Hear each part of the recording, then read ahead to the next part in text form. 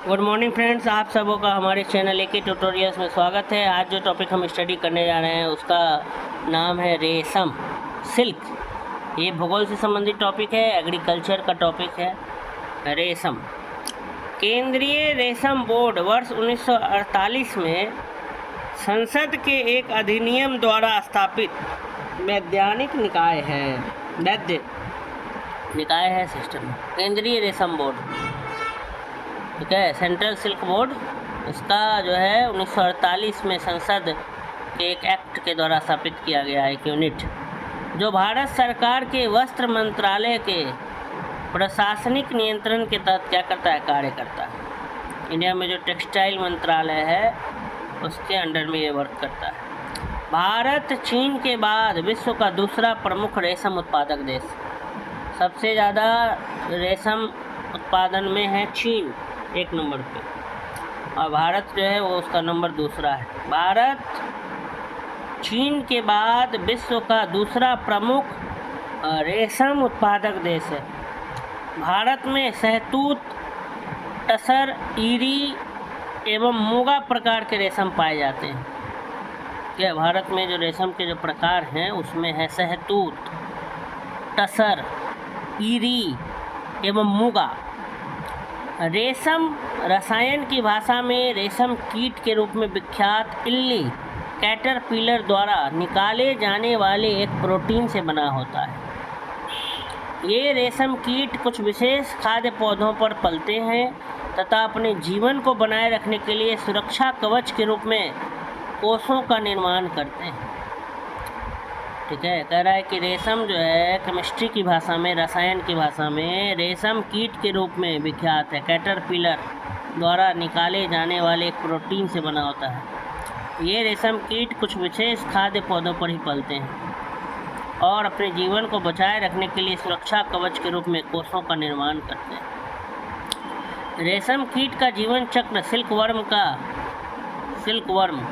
का जो life process, जीवन चक्र है, वो 4 चरणों का होता है। पहला अंडा एग, दूसरा इल्ली कैटरपिलर, तीसरा प्यूपा और चौथा स्लग मॉथ। ठीक है, ये 4 जीवन चक्र का 4 स्टेप होता है सिल्कवर्म का।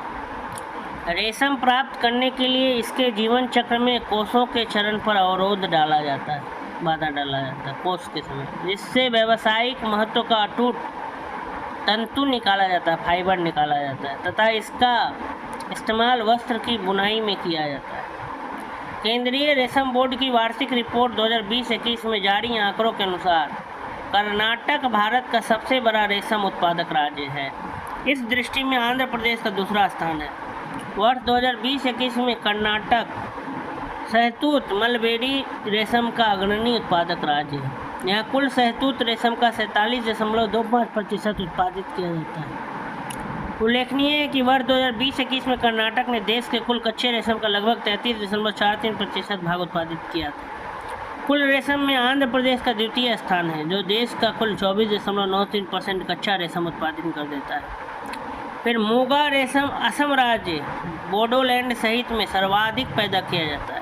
यह राज्य देश के कुल मूंगा रेशम उत्पादन का 82.84% हिस्सा पैदा करता है। ईडी रेशम का भी उत्पादन असम में सर्वाधिक होता है। भारत के कुल ईडी रेशम उत्पादन का 75.22% जो है उत्पादन करता है।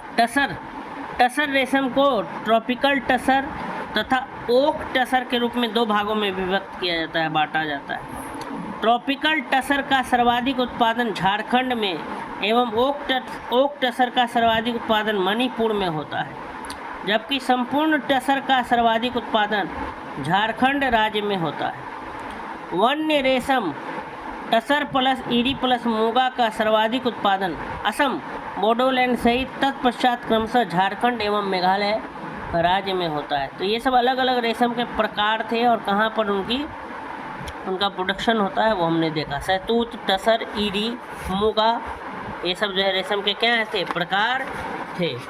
आइए अब जो है हम लोग उन सवालों को क्या करते हैं, डिस्कस करते हैं इससे रिलेटेड। कौन सा राज्य सर्वाधिक रेशम पैदा करने वाला राज्य है? ए बिहार, बी छत्तीसगढ़, सी कर्नाटक, डी असम। कह रहा है कि कौन सा राज्य जो है वो सबसे अधिक रेशम पैदा करने वाला राज्य है? इसका सही उत्तर हो जाएगा सी कर्नाटक। भारत को 3/4 से अधिक कच्चा रेशम प्राप्त होता है? ए आंध्र प्रदेश एवं कर्नाटक से, बी आंध्र प्रदेश एवं पश्चिम बंगाल से, सी कर्नाटक एवं असम से, डी पश्चिम बंगाल एवं मणिपुर से। तो इसका सही उत्तर हो जाएगा ए आंध्र प्रदेश एवं कर्नाटक से। शहतूत रेशम का अग्रणी उत्पादक भारतीय राज्य है? आंध्र प्रदेश, तमिलनाडु, कर्नाटक, पश्चिम बंगाल। तो इसका सही उत्तर हो जाएगा कर्नाटक। निम्नलिखित में से कौन युग्म सुमेलित है? ईरी रेशम असम, मूगा रेशम अरुणाचल प्रदेश, शहतूत रेशम झारखंड, टसर रेशम कर्नाटक। तो इसका जो सही जो है वह ईरी रेशम असम, बाकी सारा जो है गलत मिलान किया हुआ है। ठीक है। शहतूत मलबेरी रेशम कर्नाटक, टसर रेशम झारखंड, ईरी रेशम असम और मूगा, ईरी और मूगा असम, टसर झारखंड और शहतूत कर्नाटक। याद रखना ये सब रेशम के प्रकार हैं, शहतूत, टसर, ईरी और मूगा। ईरी और मूगा जो है असम में, ठीक है, और टसर झारखंड और शहतूत कर्नाटक। नेक्स्ट, निम्नलिखित कथनों पर विचार कीजिए और नीचे दिए गए में से सही कूट में से सही उत्तर चुनिए। नंबर 1, भारत में कर्नाटक कच्चे रेशम का सबसे बड़ा उत्पादक है। नंबर 2, भारत में आंध्र प्रदेश शहतूत रेशम का सबसे बड़ा उत्पादक है।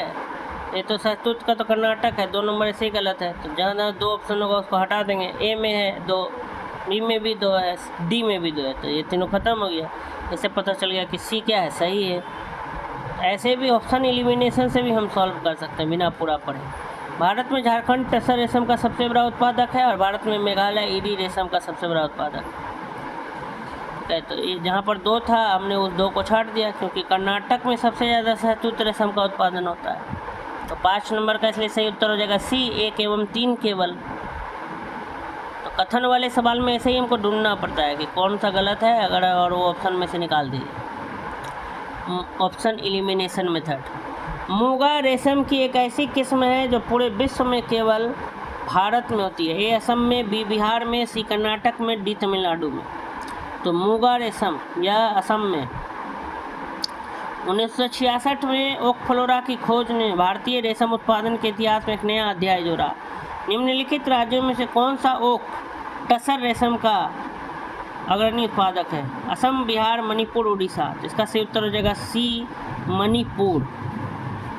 निम्न भारतीय राज्यों में से कौन सा रेशमी वस्त्र का सबसे बड़ा उत्पादक है? कर्नाटक, तमिलनाडु, आंध्र प्रदेश, पश्चिम बंगाल। तो ए कर्नाटक। कर्नाटक में सबसे ज़्यादा सिल्क वस्त्र तैयार होता है। भारत के निम्नलिखित राज्यों में से कौन अधिकतम सिल्क सूत, सिल्क यार्न उत्पादित करता है?